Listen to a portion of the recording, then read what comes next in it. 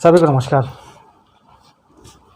चुनाव के दौरान जो है तो हम देख रहे हैं कि काफ़ी तरह का जो है तो एक जो अलग सा माहौल यहाँ पर देखने को मिल रहा है कि ख़ास तौर पर जहाँ एक और युवा प्रत्याशी भी मैदान में होते हैं और साथ में जहाँ पर यह देखा जाता है कि क्षेत्र को लेकर के एक नई कयावत जो शुरू हुई है। और ख़ास तौर पर जब क्षेत्र की बात करते हैं तो क्षेत्र में लगातार यह देखा गया कि रोजी रोजगार से संबंधित ना तो कोई विषय वस्तु यहाँ पर होता है और अभी तक जितने चुनाव हुए हैं उन चुनावों में ऐसा कोई भी विषय नहीं रहा। ख़ास तौर पर अभी तक आपने देखा होगा कि जितने चुनाव लड़े गए उसमें ना तो कोई विजन होता था, ना कोई कभी किसी प्रत्याशियों से जो है तो सवाल किया गया कि आप चुनाव लड़ेंगे तो करेंगे क्या। आज भी वही स्थिति बनी हुई है। ख़ास तौर पर अगर इस बार देखें तो चुनाव हमारे यहाँ मध्य प्रदेश में नगरीय निकाय को लेकर के बहुत इंटरेस्टिंग चुनाव है, इसलिए क्योंकि पार्षदों द्वारा इस बार जो है तो अध्यक्ष का चुनाव होगा। लेकिन सबसे बड़ा महत्वपूर्ण सवाल यह है कि एक तरफ जहाँ पर यह देखा जाता है कि 25-30 वर्षों से कुछ लोग लगातार चुनाव लड़ रहे हैं, कई प्रत्याशी ऐसे हैं जो कई बार चुनाव जीते कई बार हारे, और दूसरी ओर कुछ नए लोग, नए चेहरे जो परिवर्तन की ओर हैं। और जनता का भी कहीं ना कहीं मत है कि परिवर्तन होना चाहिए और विशेष तौर पर ख़ास तौर पर कहीं भी कुर्सी की लड़ाई ना हो बल्कि क्षेत्र के विकास के लिए हो और क्षेत्र की जनता का हित करे। ऐसे कुछ जो हैं तो प्रत्याशियों की जो है तो मांग है आज क्षेत्र में। तो चलिए हमारे साथ आज सचिन जायसवाल जी हैं जो कि मंडल पसान से जो है तो इससे पूर्व में मंडल अध्यक्ष भी रह चुके हैं युवा मोर्चा के। तो इनसे चलिए कुछ चर्चाएं करते हैं कि क्षेत्र के लिए और इस क्षेत्र के प्रत्याशियों के लिए चाहे कोई भी मैदान में हो तो क्या क्षेत्र को लेकर के एक कयावत जो शुरू होना है, क्षेत्र को कैसे बचाना है, क्षेत्र में रोजगार कैसे आएगा और क्या विजन होने चाहिए। तो सबसे पहले सचिन जी से परिचय जानते हैं कि सचिन जी राजनीति में कब से हैं और फिलहाल राजनीति तो बाद में होगी लेकिन क्षेत्र में इतने वर्षों से यहाँ पर रह रहे हैं तो इन्होंने क्या यहाँ पर आकलन निकाला और क्या देखा है यहाँ पर खास तौर पर इस क्षेत्र को। सचिन जी, आप इस क्षेत्र में एक लंबे अरसे से रह रहे हैं, आप लोगों की पैदाइश यहीं पर, सब कुछ यहीं पर, और इस जन्मभूमि के लिए आपने देखा होगा कि यहाँ पर आज तक कितने भी प्रत्याशी आए, कितने चले गए, कई चुनाव हुए। तो आपको विशेष तौर पर क्षेत्र के को लेकर के जो है तो क्या मानते हैं कि क्या होना चाहिए था और क्या नहीं होना चाहिए था, और जिसमें एक सबसे पहला आपके मन में कुछ सवाल थे और उन सवालों को जो है तो सबसे पहले मैं चाहूँगा कि आप खुद ही जवाब दीजिए। देखिए क्या है, हम कोयलांचल क्षेत्र में रहते हैं। यहाँ पे सबसे बड़ी समस्या आज के दिन में रोज़गार की है। तो हम लोग मुख्य रूप से भी सबसे पहले तो रोज़गार की तरफ सोच रहे हैं कि आगे का यहाँ पे क्या भविष्य हो, क्योंकि जिस हिसाब से कोयलांचल क्षेत्र लगातार यहाँ पे दिन प्रतिदिन घटते क्रम में है। लोग प्रतिदिन रिटायरमेंट हो रहे हैं, बाहर जा रहे हैं। निश्चित रूप से इस क्षेत्र को बचाना है तो सबसे बड़ा काम ये है कि कुछ न कुछ रोज़गार का साधन हमें यहाँ देखना होगा। तो मेरा मुख्य रूप से आज ये सोचना है कि अगर इस क्षेत्र को बचाना है और यहाँ पे अगर हमारी आगे की राजनीति चलनी है, आगे का हमारा व्यवसाय चलना है, आगे हमको चलना है, तो सबसे पहले क्षेत्र बचाना होगा। और क्षेत्र बचाने के लिए सबसे पहले रोज़गार का कोई ना कोई साधन हमें देखना होगा। आज शासन सत्ता सब हमारा है, इसलिए कहीं ना कहीं पे अब हम लोग को मुख्य रूप से ये देखना है कि यहाँ पे कोई रोज़गार का साधन हो। अभी जो भी जनप्रतिनिधि चुना जाता है तो मेरा मुख्य रूप से मेरा उद्देश्य ये है कि यहाँ पे सबसे पहले हम रोज़गार का कोई साधन अवश्य देखें। फिर भी सचिन जी देखिए, इतने वर्षों की यहाँ पर एक अलग भूमिका रही है अलग अलग जनप्रतिनिधियों की, कुछ कांग्रेस से आए, कुछ भाजपा से आए, जो भी रहा है सब, तो तमाम कई सारी चीज़ों को लेकर के आपने यहाँ पर जो है तो क्या विशेष तौर पर देखा। और आप भी चुनाव लड़ने की महत्वाकांक्षा रख रहे हैं क्योंकि इस बार तो पार्षदों द्वारा अध्यक्ष का चुनाव होना है, लेकिन सबसे प्रमुख रूप से पहले तो वार्ड चुनाव जीतना है, फिर उसके बाद अध्यक्ष का चुनाव होगा। तो ऐसे में अभी तक का जो एक अंतराल था, उस अंतराल में आपने क्या महसूस किया कि वाकई में क्या आपको लगता है कि जो आज तक जनप्रतिनिधि आए उन्होंने काम किया या ठीक तौर से नहीं कर पाए, या क्या एक परिवर्तन को लेकर के क्या होना चाहिए था जहाँ पर आपको लगता हो कि नहीं हमें कुछ करना था, कर दिखाना था। देखिए, मुख्य रूप से अगर परिवर्तन की बात कर रहे हैं तो मेरी सोच ये है कि युवाओं को अब आगे आना चाहिए और निश्चित रूप से युवाओं को एक ऐसा समय आ चुका है कि आप युवाओं को पूरी तरीके से हमारे जितने भी पुराने जनप्रतिनिधि युवाओं को आगे करें, आगे लाएं और मौका दें कि अब आगे चल के आप संभालिए और अच्छा कुछ करिए, कुछ करके बताइए। तो मेरा तो यही है कि अब युवा सोच के साथ हमारे क्षेत्र को आगे बढ़ना चाहिए और कहीं ना कहीं युवाओं के हाथ में कमान देनी चाहिए। क्योंकि देखिए इससे पहले जैसे मैंने आपसे पूछा कि लगातार जो चुनाव होते आए हैं उनमें आपने देखा होगा गिनती के 3-4 नाम थे जिनको अध्यक्ष पद की दावेदारी करनी होती थी। उसके अलावा हमने नहीं देखा कि इस क्षेत्र में कहीं पर कोई परिवर्तन आया हो। कई सारे ऐसे पार्टी के कार्यकर्ता भी थे जिन्होंने सालों साल नहीं बल्कि 20 साल 30 साल जो है तो सिर्फ ये प्रयास किया कि अब मुझे अवसर मिलेगा। इस पर आप क्या कहना चाहेंगे? और उन्हें अवसर नहीं मिल पाया।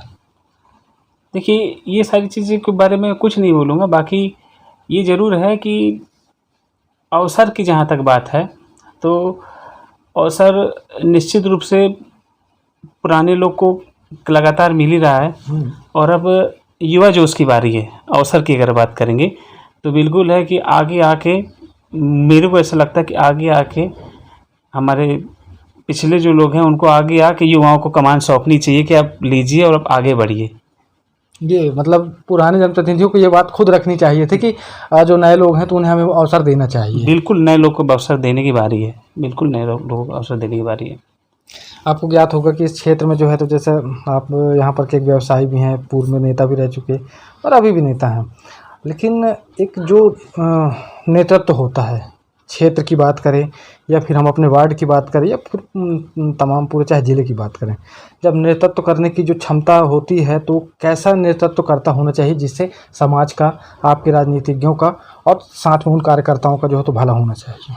नेतृत्व है क्या? मेरे हिसाब से नेतृत्व आपके क्षेत्र में कार्य करने की क्षमता और लक्ष्य की पूर्ति। आपके क्षेत्र को क्या चाहिए, आपका एक खुद का लक्ष्य होना चाहिए कि हमारा क्षेत्र आज किस चीज़ों से वंचित हो रहा है, और अगर क्षेत्र उस चीज़ से वंचित हो रहा है तो नेतृत्व क्षमता ही वो चीज़ है जो कि आप उस क्षेत्र में उन सारी चीज़ों की कमी पूर्ति कर सकते हैं। नेता किस लिए चुनते हैं आप? नेता चुनने का मुख्य उद्देश्य ये है कि आपने मान लीजिए मुझे चुना या किसी और को चुना, तो उसका वहाँ पे ये कर्तव्य है कि क्षेत्र में जो भी कमियाँ हैं उस कमियों पे काम करे और अपने क्षेत्र को आगे लेके जाए। मेरा ये सोचना है कि एक युवा प्रत्याशी या कोई भी नगर पालिका अध्यक्ष बनता है, क्षेत्र में आज मुख्य रूप से क्या कमी है उस कमी पे काम करना है। हमें रोजगार पे काम करना है, हमें स्वास्थ्य पे काम करना है, वार्ड में जो समस्याएं उस समस्याओं पे काम करना है। मुख्य रूप से शासन के द्वारा जो योजनाएं आ रही हैं ऊपरी स्तर से लेकर निचले स्तर तक पहुँचे, अब हमको मुख्य रूप से इस पे काम करना है। कितनी ढेर सारी ऐसी ऊपर से स्कीमें चल रही हैं जो कि लगता है कि हम नीचे तक नहीं पहुंचा पा रहे हैं। ये हमारी भी गलती, मैं जनप्रतिनिधि, मुझे लगता है कि गलती हमारी भी, लेकिन अगर किसी ऐसे पद पे हम आए जहाँ से मुझे ये लगता है कि नहीं यहाँ से ये चीज़ें ठीक की जा सकती हैं। सचिन जी, आपको याद होगा बहुत पहले मैंने आपसे ही सवाल किया था और कुछ हमारे युवा भाई थे, मैंने उनसे कहा कि आप लोग जो है तो सिर्फ चुनाव के समय ही भागीदारी दिखाते हैं, लेकिन उससे पहले जब चुनाव का समय नहीं होता है तब भी दायित्व तो बनता है कि हम जनता के बीच जाएं, और क्योंकि हम युवा हैं और युवा होने का एक दायित्व तो होता है कि हम उन लोगों तक पहुँचे, चाहे वार्ड की समस्या हो चाहे क्षेत्र की समस्या हो, उसे विशेष तौर पर रखना चाहिए। तो क्या आपको लगता है कि मैं यहाँ पर जो है तो सही हूँ या फिर गलत, क्या करना नहीं, देखिए आपके साथ ही आपको याद होगा कि हम वार्ड नंबर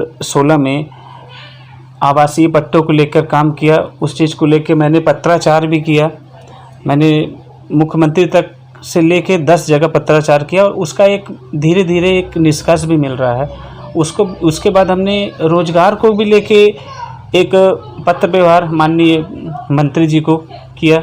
मंत्री जी के बाद मैंने वही 10 लेटर टाइप करके अभी ऊपर की ओर मतलब भोपाल भी जाना है, और भोपाल जाने के लिए हम लोग को संभवतः तिथि मिलने वाली है, तो वहाँ पे जाके एक रोज़गार के लिए, क्योंकि मुख्य रूप से देखिए जनप्रतिनिधि कोई भी बने, मैं एक व्यवसायी होने के नाते भी बोल रहा हूँ कि आज हमारा क्षेत्र कुल मिला के ख़त्म होने की ओर है।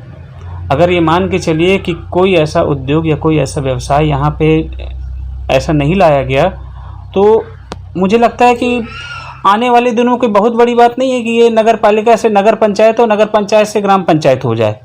इसलिए मुख्य रूप से अभी हमको रोज़गार के लिए काम करना। रोज़गार नहीं रहेगा, जो स्थितियां हैं आज की डेट में, यहाँ पे लोग डेली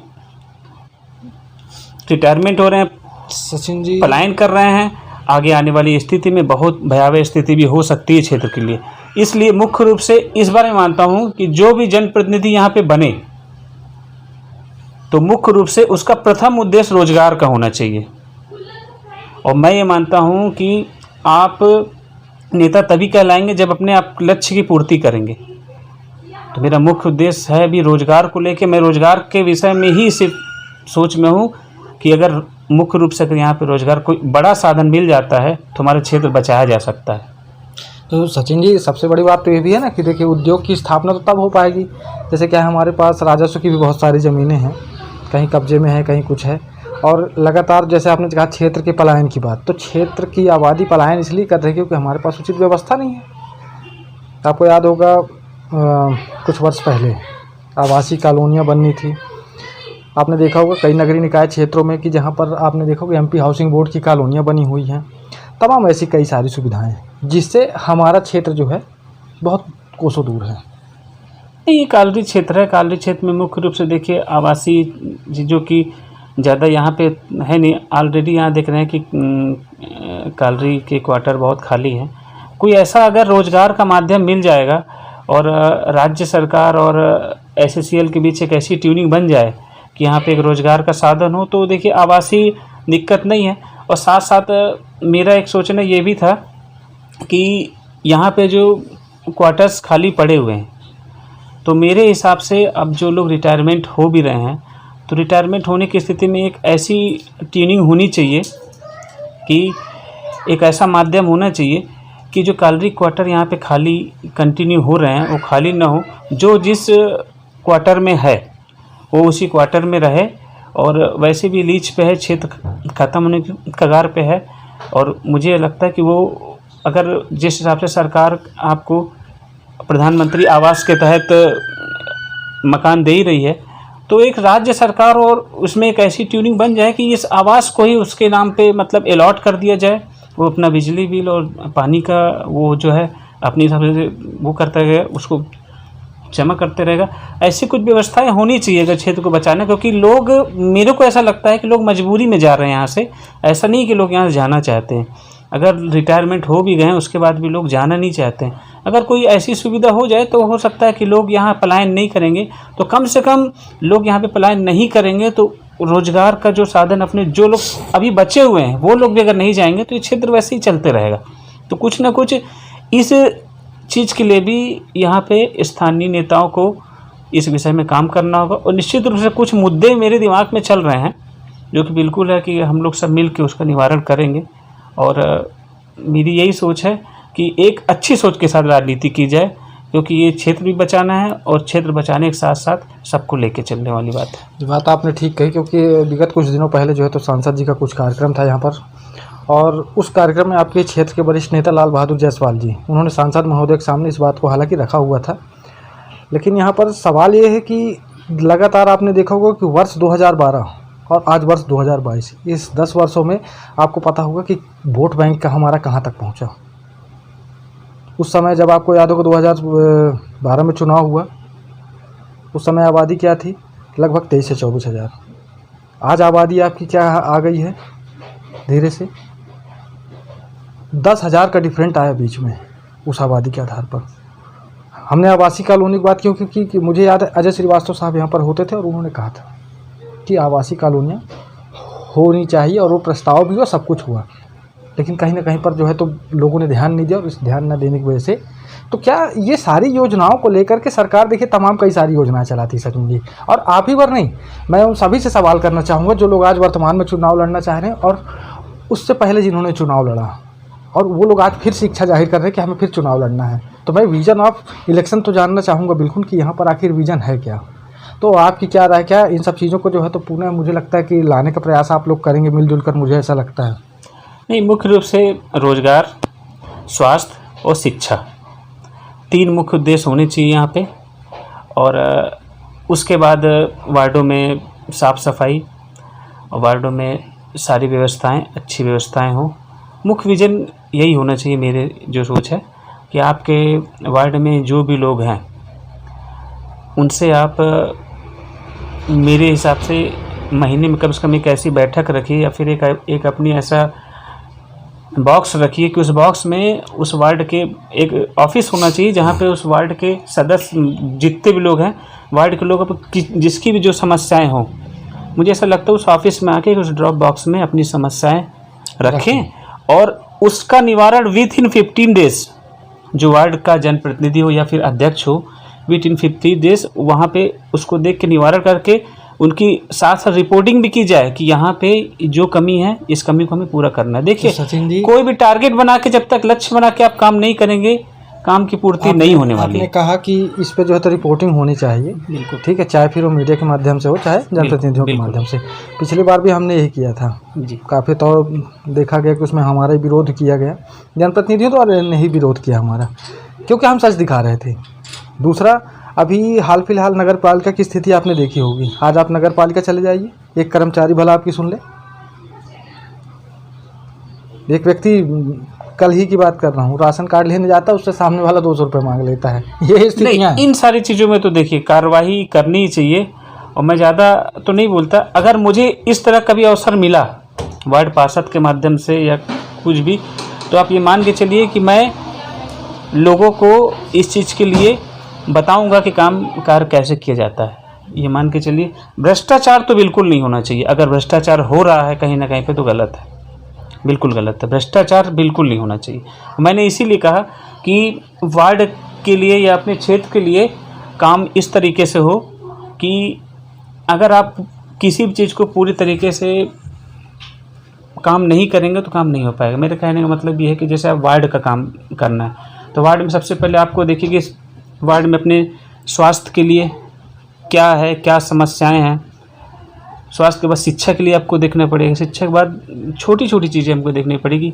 रोड हो गया, नाली हो गया, साफ़ सफाई की क्या व्यवस्था है, सारी चीज़ों की क्या व्यवस्था है। और उसके बीच में मुझे ऐसा लगता है कि एक ऐसी बैठक भी महीने में होनी चाहिए कि जितने भी वरिष्ठ हैं आपके वरिष्ठों के साथ एक ऐसी बैठक होनी चाहिए कि अपन एक अपना वो सेट करें, अपना लक्ष्य वो करें कि हमें करना क्या कि है, हमें करना क्या है। और कम से कम ऐसा लगता है मुझे कि 10, 15, 20 लोग की बैठक हो, मैं अपना व्यू रख सकूं उनके सामने कि नहीं मुझे ये चीज़ करना है, बताइए आपकी क्या राय है। शायद उनको भी अच्छा लगेगा कि नहीं ये नई सोच के साथ जा रहा है। और सारी चीज़ों के बाद उनसे ये भी पूछेगा और यहाँ पे क्या क्या समस्याएं, आप लोग क्या लगता है कि यहाँ पे कुछ ऐसा किया जाए कि कुछ अच्छा कर सके। देखिए एक नई सोच के साथ ही इंसान आगे बढ़ेगा तभी कुछ होने वाला है। और बिल्कुल पुरानी सोच पे मुझे नहीं लगता कि वहाँ से कुछ होने वाला है। एक नई सोच के साथ आगे बढ़ना और एक स्वच्छ राजनीति के साथ आगे बढ़ना, एक लक्ष्य की आप लक्ष्य को पाना, लक्ष्य की पूर्ति करना, मेरे हिसाब से आज की राजनीति में सबसे बड़ा कदम होगा। और युवा जोश, मैं बार बार बोलूँगा युवा जोश, तो सचिन एक युवा जो होता है इस युवा वाली बात पे मुझे एक बात याद आती है। देखिए क्या है कि बहुत हास्यप्रद बात है कि हमारे क्षेत्र में जब कुछ जनप्रतिनिधि बहुत पहले आए, वो भी युवा ही थे। आज युवा होने के साथ साथ वो आज इसी स्टेज पे पहुंच गए कि जब उनके रिटायरमेंट की उम्र है तब भी उनको कुर्सियों का फेविक्विक और कुर्सी छूटी नहीं रही। नहीं, मैं इस विषय में कुछ भी नहीं कहूँगा। बस मैं इतना कहना चाहूँगा कि अब समय आ गया है कि युवाओं के हाथ में कमान होनी चाहिए, युवाओं के हाथ में कमान होनी चाहिए। लेकिन मैं सिर्फ ये जानना चाह रहा हूँ कि क्या जैसे जो सिस्टम अभी चला आ रहा है, मान लीजिए 1 बार 2 बार आपने भी चुनाव लड़ा, तो क्या लगातार यही स्थितियाँ रहेंगी कि आप ही बैठना पसंद करेंगे या फिर किसी और को मौका देंगे आप भी? नहीं, ये तो देखिए मेरी जहाँ तक इस विषय में ज़्यादा कुछ नहीं बोलूँगा, लेकिन ये तो एक सिस्टम ही है। क्रिकेट में भी देख लीजिए तो सौरभ गांगुली ने क्रिकेट कमान संभाली, उसके बाद उन्होंने धोनी को दिया, धोनी ने बहुत अच्छा चलाया, धोनी ने कोहली को दिया, कोहली ने बहुत अच्छा चलाया। मतलब कोहली आज की डेट में फिर से किसी को दूसरे को कमान सौंप रहे हैं। मतलब आप इस बात को मानते हैं कि भाई अगर हमारे पास अवसर है और अगली बार किसी और को अवसर देना हुआ तो हो सकता है कि हमसे बेहतर करके, बिल्कुल युवाओं को अवसर देना चाहिए। और ये मैं बस नहीं बोल रहा हूँ, ये मुख्य रूप से हमारे प्रदेश अध्यक्ष